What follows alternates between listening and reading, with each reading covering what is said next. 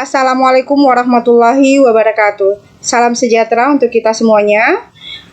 Yang terhormat, Dewan Penguji Karya Tulis Inovatif Kota Tangerang tahun 2022. Mohon izin pada kesempatan ini kami ada terdiri 2 orang. Yang pertama itu adalah saya sendiri, NS Nuraini Eskep MKep dan Siti Ariska Eskep. Di sini kami akan mempresentasikan hasil karya tulis inovatif kami dengan judul analisis pemberian gizi seimbang terhadap pencegahan stunting pada anak balita dengan metode sistem literatur review. Di sini kami akan menyampaikan pendahuluan terlebih dahulu. Untuk stunting di sini adalah suatu keadaan terjadinya gagal tumbuh yang dialami oleh balita atau anak usia di bawah 5 tahun. Dapat disebabkan karena kurangnya gizi secara kronis, menyebabkan anak mengalami pertumbuhan yang lebih pendek untuk anak seusianya. Stunting juga dapat disebabkan oleh infeksi, terutama pada periode 1000 hari pertama kehidupannya, yang terjadi secara berulang, yaitu sejak dalam kandungan hingga anak usia 25 bulan. Stunting bukan hanya merupakan masalah yang dialami secara nasional, melainkan juga permasalahan global, khususnya di negara-negara miskin dan berkembang. Stunting juga disebabkan oleh kurangnya asupan makanan yang terjadi dalam jangka waktu yang lama, dan frekuensi menderita penyakit infeksi akibat dari stunting ini meliputi terlambatnya perkembangan motorik, berkurangnya fungsi kognitif, dan menurunkan daya pikir anak. Stunting ini dipengaruhi oleh 2 faktor, yaitu faktor langsung dan faktor tidak langsung. Untuk faktor langsung yang dipengaruhi stunting meliputi riwayat penyakit dan asupan makanan, sedangkan faktor tidak langsung meliputi ketahanan pangan, pola asuh perawatan, sanitasi lingkungan, dan pemanfaatan pelayanan kesehatan. Nah, untuk intervensi salah satu yang diberikan untuk menangani stunting yaitu gizi seimbang. Di sini gizi seimbang adalah pemenuhan kebutuhan makanan yang dikonsumsi sehari-hari dan mengandung zat gizi dengan jenis dan jumlah yang sesuai dibutuhkan oleh tubuh. Salah satu upaya yang telah dilakukan oleh pemerintah melalui Kementerian Kesehatan dan juga merupakan program dari pemerintah Kota Tangerang dalam penanggulangan stunting pada balita adalah dengan Pusat Kesehatan Masyarakat atau Puskesmas dan Posyandu Terpadu atau Posyandu, dengan program melalui gerakan 1000 hari pertama kehidupan. Beberapa programnya yaitu penanggulangan stunting yang telah dilakukan diantaranya adalah pemberian makanan tambahan yang diberikan pada balita dan ibu hamil, pemberian tablet tambahan darah yang diberikan pada remaja putri dan ibu hamil.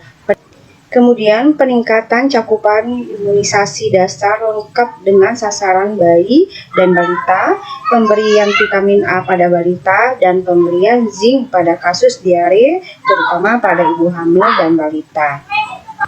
Penurunan prevalensi stunting menjadi prioritas Sustainable Development Goals di Indonesia sehingga tahun 2030 untuk menurunkan sebanyak 40% dari jumlah balita stunting.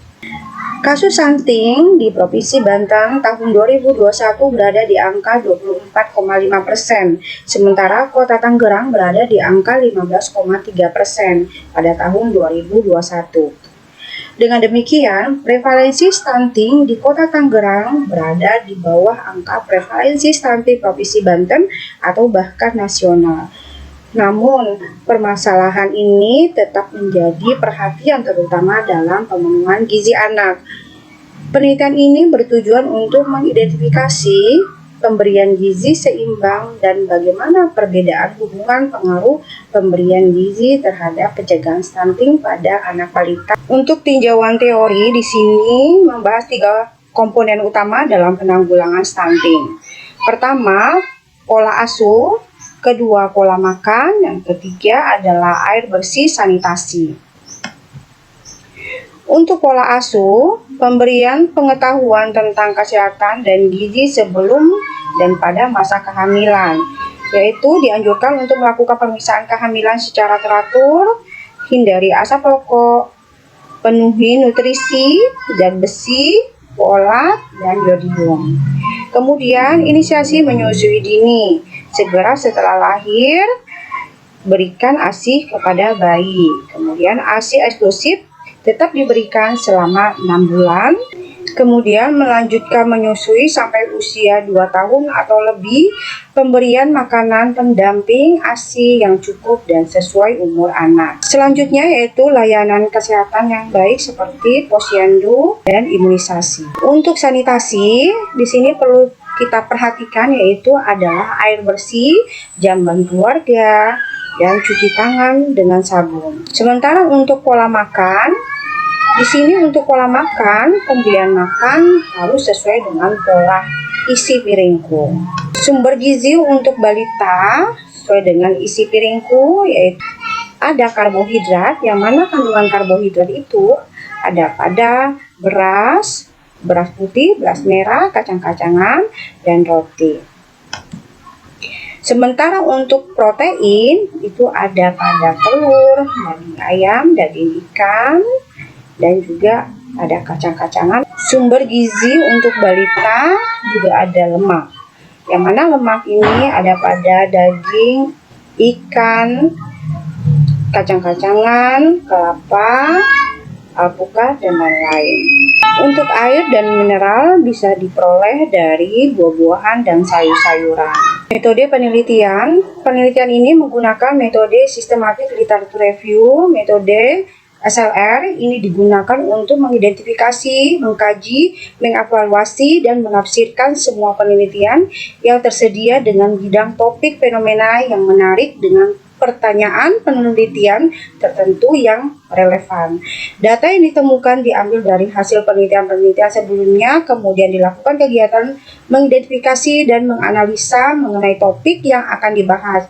Protokol dan evaluasi dari literatur review akan menggunakan prisma diagram untuk proses seleksi dan menentukan kualitas studi dari jurnal yang akan direview. Hasil dan pembahasan. Hasil dari pemilihan jurnal terdapat beberapa pertimbangan yang disesuaikan dengan tujuan khusus yang telah dibuat oleh peneliti sebagai pertimbangan pemerintah Kota Tangerang. Yang mana diantaranya yaitu pertama, pemberian gizi seimbang terhadap pencegahan stunting pada balita dengan menyediakan diet seimbang dan layanan kesehatan untuk mencapai gizi anak.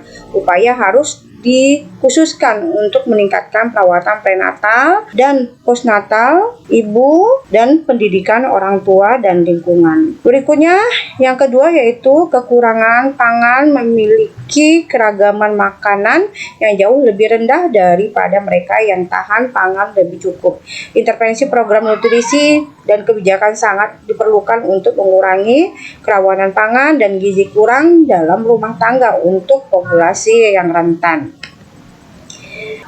Intervensi menggunakan tingkat pengetahuan ibu tentang pemberian gizi seimbang dengan sangat bermanfaat dan dapat mengubah sikap dan ibu dalam pemenuhan gizi pada anak. Berikutnya yaitu selain sikap pengetahuan ibu tentang pemenuhan gizi seimbang pada balita juga dapat mengubah perilaku ibu dalam mencegah stunting pada balita. Yang terakhir adalah stunting tidak lepas dari peran keluarga terhadap pencegahan stunting dan pada balita. Kesimpulan dan saran, pencegahan stunting merupakan salah satu program pemerintah Kota Tangerang yang sampai saat ini masih perlu perhatian khusus dalam penanganannya. Kekurangan pangan dampak dari kurangnya ekonomi masyarakat sehingga hal ini dapat menjadi masalah stunting terus terjadi. Program penyuluhan untuk para ibu perlu dilakukan karena dapat mengubah perilaku dan sikap para ibu. Stunting tidak lepas dari peran keluarga dan merupakan hal yang harus diperhatikan